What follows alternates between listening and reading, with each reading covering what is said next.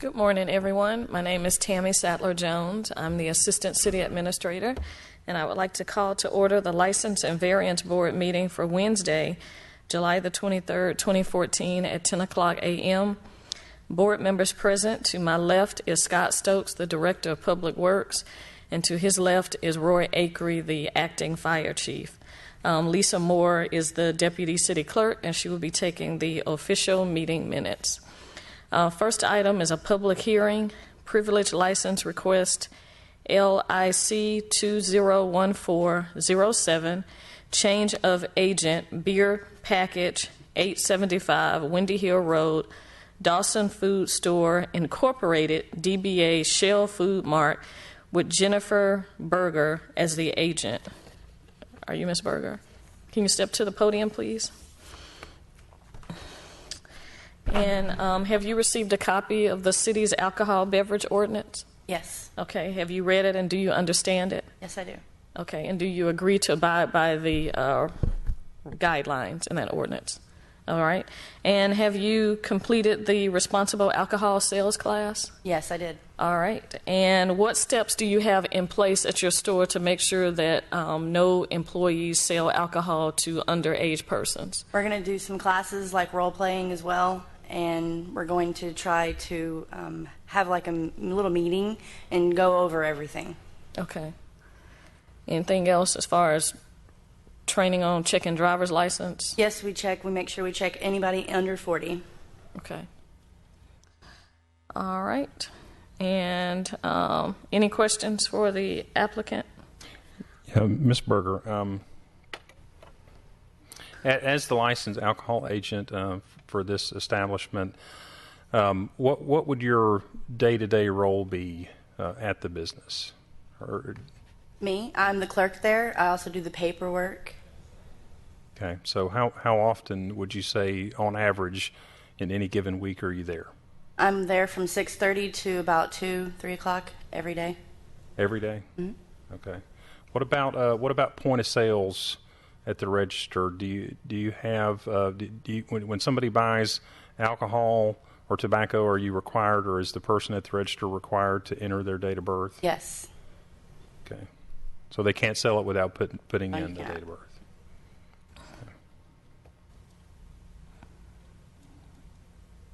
Have you acted as an agent anywhere else before? No, sir. First time? Yes. How long have you worked for this establishment? For about 3.5 months now. Where did you work prior to this establishment? I was not working at the moment. I worked at McDonald's prior to. Okay, so this is your first everything then. Okay. Do you understand that from time to time the Smyrna Police Department conducts undercover inquiries to help gauge whether or not stores are in compliance with alcohol sales? Yes. And do you understand that if anybody sells at your store to an underage person, that they will be taken to jail immediately? Mm-hmm. Yes. Okay. All right. The Smyrna Police Department did do a background investigation, and no information was found that would preclude issuance of this particular license. So with that said, this is a public hearing. If anyone else would like to speak regarding this issue, I ask that you step to the podium at this time. All right. Seeing no one, I would like to entertain a motion, please. Motion to approve public hearing privilege license request LIC 2014-07 for the change of agent, beer and package at 875 Windy Hill Road, Dawson Food Store Incorporated, doing business as Shell Food Mart, with Jennifer Berger as the agent. Second. There's been motion and properly second that we approve public hearing privilege license request LIC 2014, change of agent, beer package, 875 Windy Hill Road, Dawson Food Store Incorporated, DBA Shell Food Mart, with Jennifer Berger as the agent. All in favor, please vote. All right. Motion passes unanimously. Thank you. Thank you. Okay. Next item is a public hearing, variance request V14023, allow wall sign area increase from 40 square feet to 80 square feet, 0.56 acres, land lot 523, 1239 Concord Road, DDP Yoga Incorporated. Someone here from that organization? And for the record, can you please state your name and tell us about your first variance request? Sure. Good morning. My name is Rob Barfield. I'm with Vision Investment and Development, the acting agent for DDP Yoga, which is proposed to buy the facility and renovate it to turn it into a technical studio. The variance that we requested was to have the signage increase from 40 square feet to 80 square feet. The reason we requested it is because the unique nature of our building would equate to art. The sign is an integral part of the actual architectural design of the building. It'll be unique in nature. There's nothing like it in Smyrna. It'll be a facility that when people drive by, they go, wow, what is that? We just felt like that we needed a little bit more than the traditional 40 square feet that is currently what is available to us. Do we have a rendering of your sign that you're proposing? We submitted an actual rendering with the variance package, with the front elevation, which included the sign. I don't have a copy. Okay, all right. Which one? Application.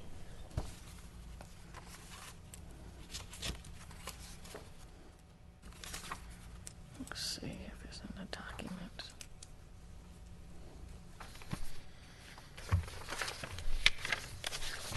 Okay, that's okay. I don't see a copy, but as long as community development was given a copy.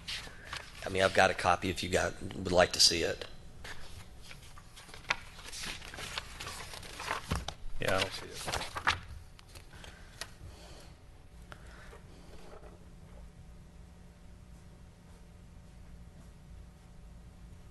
And to kind of give you some background on the DDP brand, when we talk DDP, think P90X. They're the national brand for high performance yoga.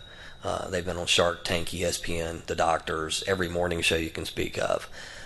This facility is their new prototypical headquarters where they're actually going to be shooting training videos and cooking shows, and it's all for support of their national brand website, which is becoming very large. So it's a good thing from a community standpoint. There's going to be a lot of interactive involvement with the facility and with Dallas Page, who is the celebrity owner of the property. Okay. All right. Any other comments or questions for the applicant? Well, I mean, the sign that's in here is, and the picture shows look like a wall sign. It looks like a monument sign. So what are we talking about, monument or wall? That is a wall sign. The way the building is currently designed in that element. So that's not representative on a wall. It's on a wall, but it's behind a screen wall. So the building behind a curved architectural element that's mounted to the wall. So it looks like it's floating in the opening of the front facade. And that's why we wanted it to be a little bit bigger, because it's not your traditional sign on the side of a building. And it is a part of our architectural design itself. So we're looking at it not just as a sign, but a part of the design of the architecture of the building.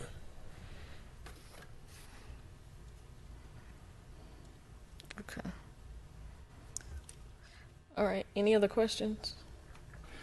Well, and I'm sure that you're aware of this, but, per the current code, the individual buildings are permitted to have a wall sign with a maximum area of 40 square feet per sign for each portion of the building that has frontage on a public roadway. And just for some background, this our city elected officials worked for a long time in revising that particular ordinance, and got a lot of input from business owners and a lot of different stakeholders throughout the community. And the point is, they spent a significant amount of time revising that ordinance, and typically variances for the ordinance don't happen. Right. Also, I think that it's, for the record, beyond the 40 square foot wall sign that is allowed, you're also allowed to have a 32 square foot ground-based monument. I think they, correct me if I'm wrong, but they'd still be eligible for that as well, right? Is it an either or? It's both, right? Okay. And, we're also going to hear, from what I understand, a request to reduce the front setback, right after we hear this one, so that, in the event that were to be passed, the front of the building is even closer, to the road frontage.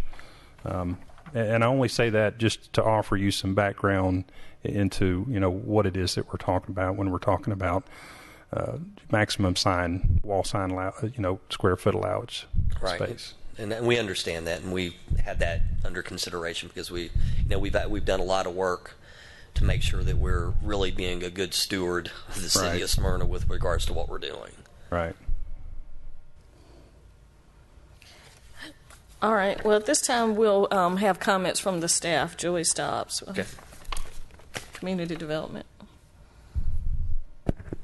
Joey Stobbs, Planner 1 with Community Development. Applicant is requesting increase in wall sign from 40 square feet to 80 square feet. As has been discussed, the License Variance Board has seldom approved any variances in signage, except in rare cases of exceptional hardship, where a building has a very large setback from the road, or there's an extreme height type situation. So for a normal freestanding building that does not specifically state a hardship, we generally recommend denial of that request. If we were to approve it, then we're opening up the door for anyone to come in and ask for variance for signage, because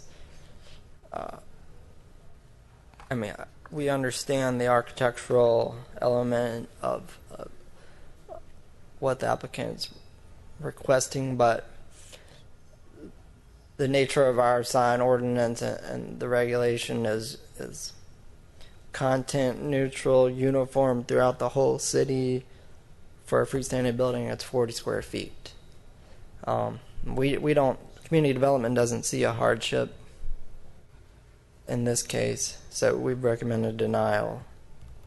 Okay. And as Mr. Akery mentioned, along with the wall sign, they will be allowed to have a 32 square foot monument sign at that location. Correct. Okay. The ordinance allows a 40 square foot wall sign, a 32 square foot brick-based monument style sign that is freestanding sign near the road.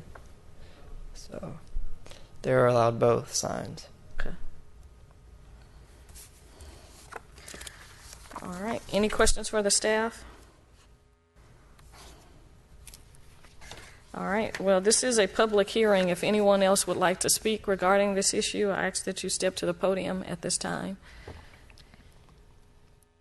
Seeing no one, I would like to... Oh, you want to say something else? I was just going to say, and I don't know if this is appropriate, but is this a situation where it's all or nothing, or can we ask for something, or does the variance request simply state that we can only get what we just asked for via the request?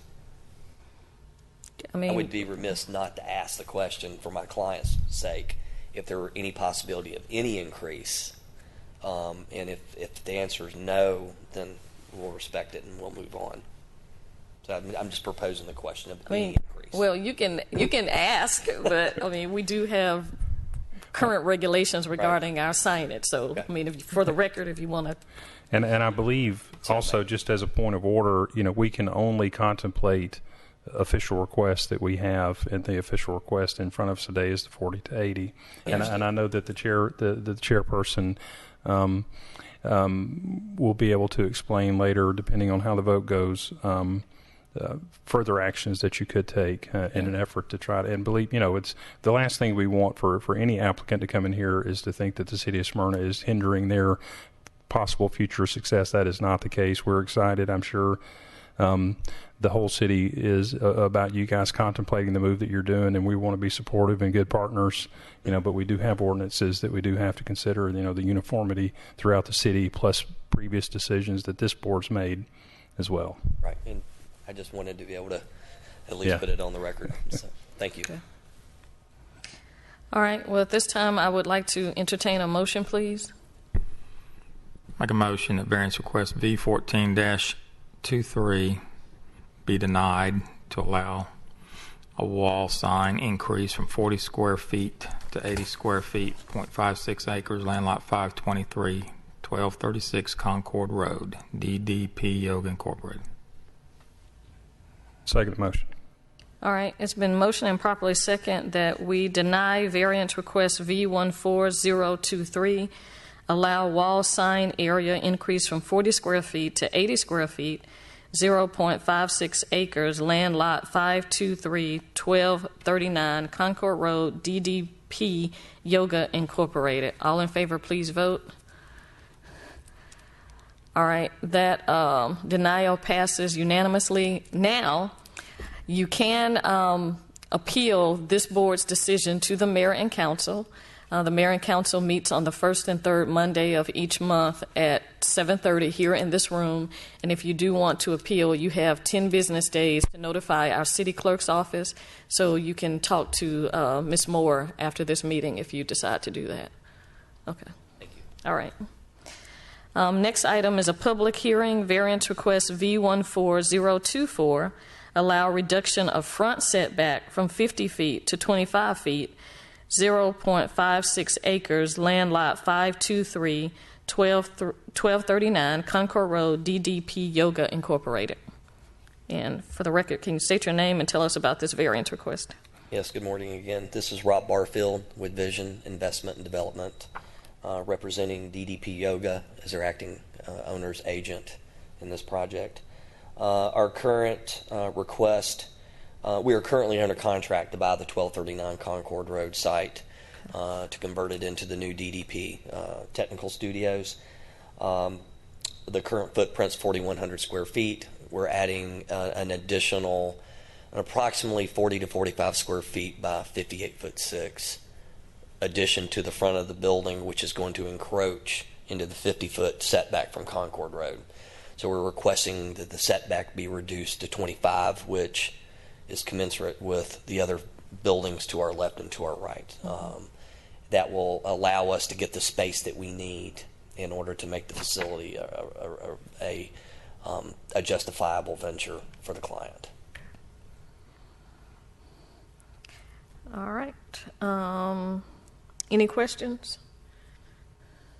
For staff. Yeah, I've got a couple for staff. Okay. All right. Well, at this time, we'll have Mr. Stobbs come up again.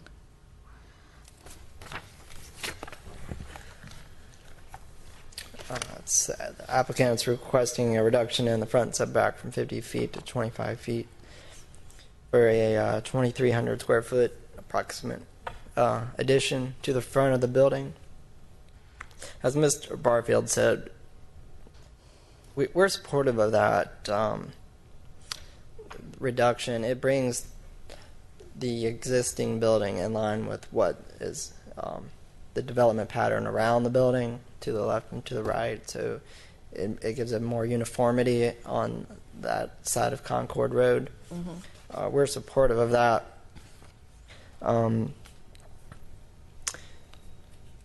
We have posted signage and notified all of the surrounding properties.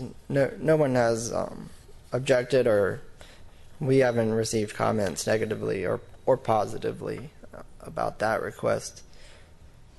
So we see it as a benefit to the city to for that property to be expanded, to comply with the development pattern adjacent to the property. It does bring up a parking issue that when the expansion of the building occurs, the parking available on the parcel with the building will not meet the parking minimum requirements. So they have proposed to acquire additional parking on Medlin Street. I think it was 1200 and 1204 Medlin Street, which is 2 parcels that will become an additional parking area. Part of our approval, we've recommended approval with 2 conditions. One, that the site plan approval of the requested front setback variance should be conditioned upon the development of the property in substantial compliance with the site plan submitted with the variance application. And 2, that approval of civil plan review should be conditioned upon the acquisition and assemblage of the 2 parcels that comprise the Medlin Street parking area. And our rationale for that is we don't want to get into a situation where we allow the addition to occur that generates a need for more parking, and then that secondary parking area never comes to fruition. So we would like to see this become one overall project encompassing the addition to the front of the building and the acquisition of the second parking area.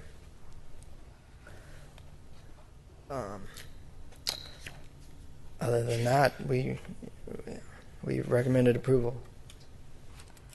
Joey, with this proposed addition of square footage that you've mentioned that would require more spaces, and currently on the lot there aren't that many. How many are they short if they were to have this increased square footage?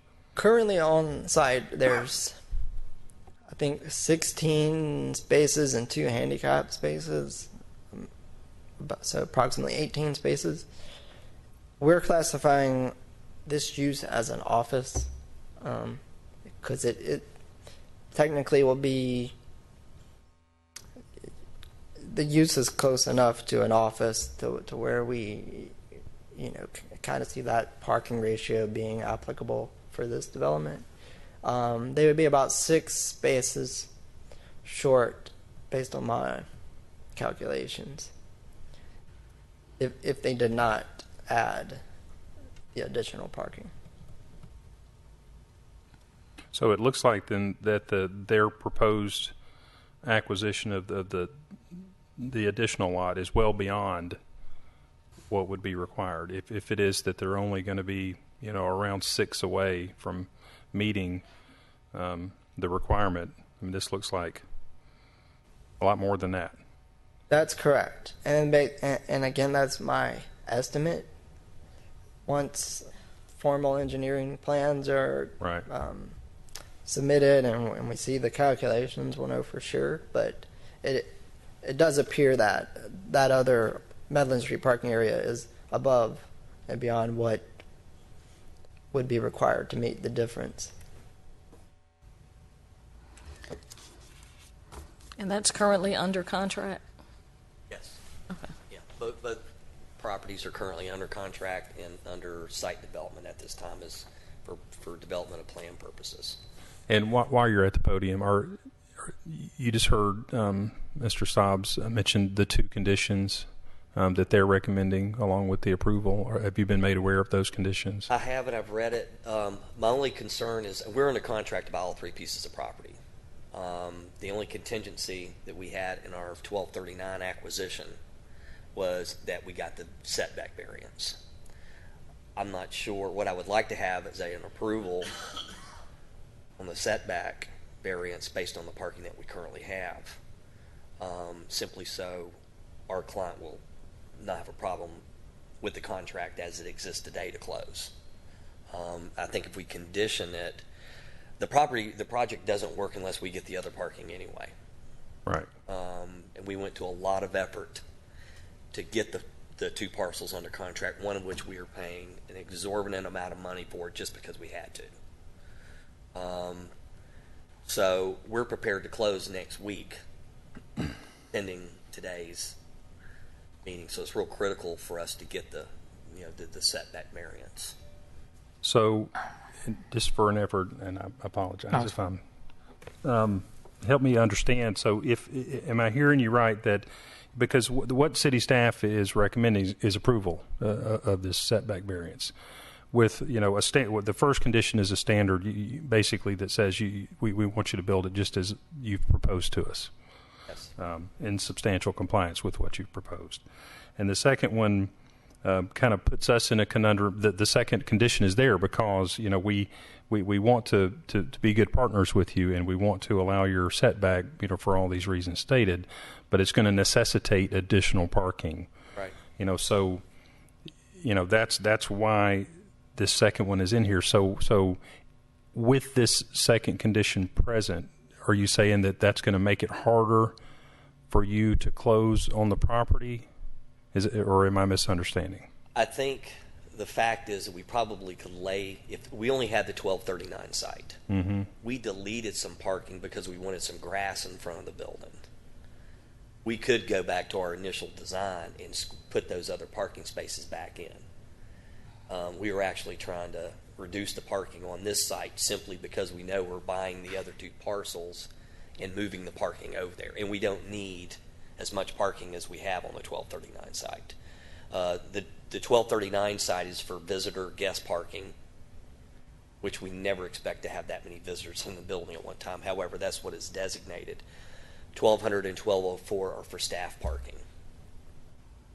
Well, typically, I foresee a motion that's going to basically tell you that before you can occupy the structure, you're going to have the minimum requirements as set forth in the code. Right.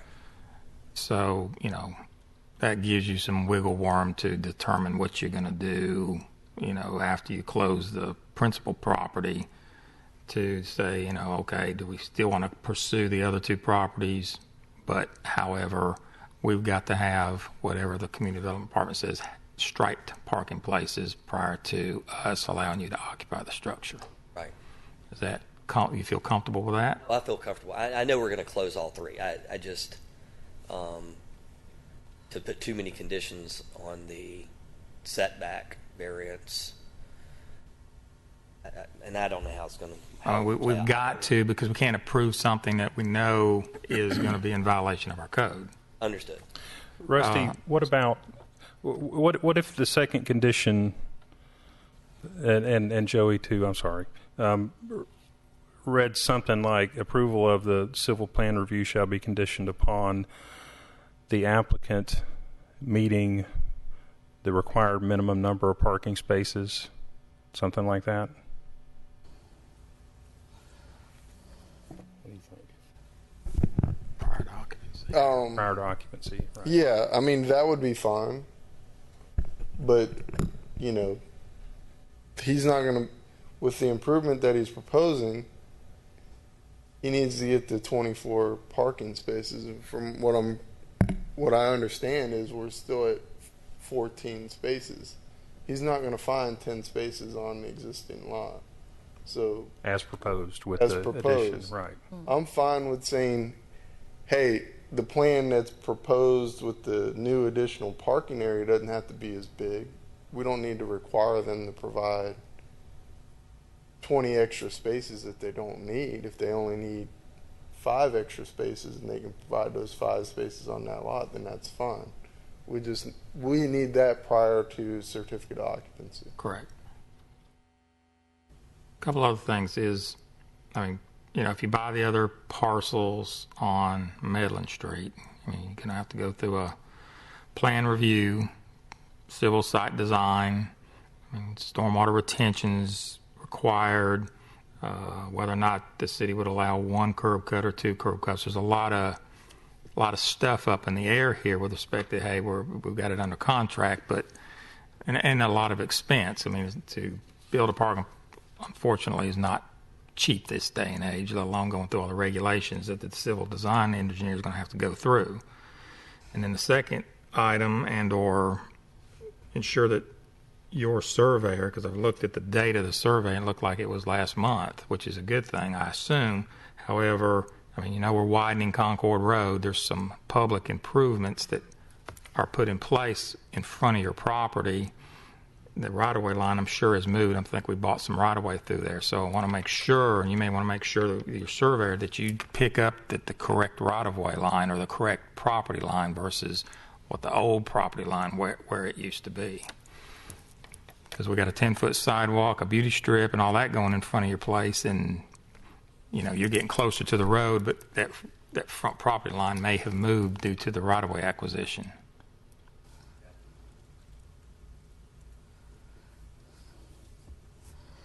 All right. Any other questions or comments?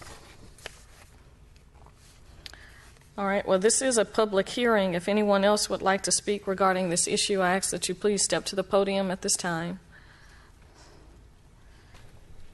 All right. Seeing no one, I would like to entertain a motion, please. Add to it. Yeah.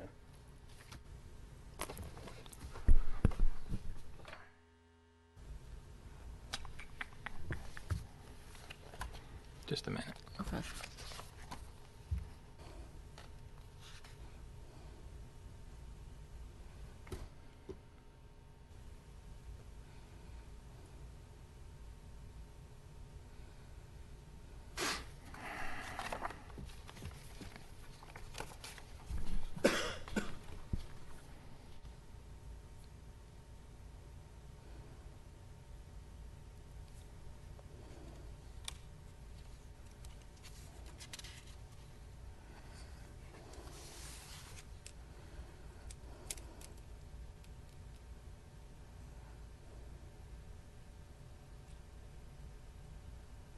We could go executive session for 2 minutes, I figure. Make a motion, we go to executive session. Second motion. All right. It's been motioned and properly second that we go into executive session at 10:32 a.m. All in favor, please vote. All right. All right. We'll just vote by hand. All in favor, please vote. All right. Motion passes unanimously. All right. Just a minute. Agrees and you go all the way. Motion to reconvene. Second motion. Been motioned and properly second that we reconvene at 10:34 a.m. All in favor, please vote by hand. All right. Motion passes unanimously. All right. I was asking for someone to entertain a motion, please.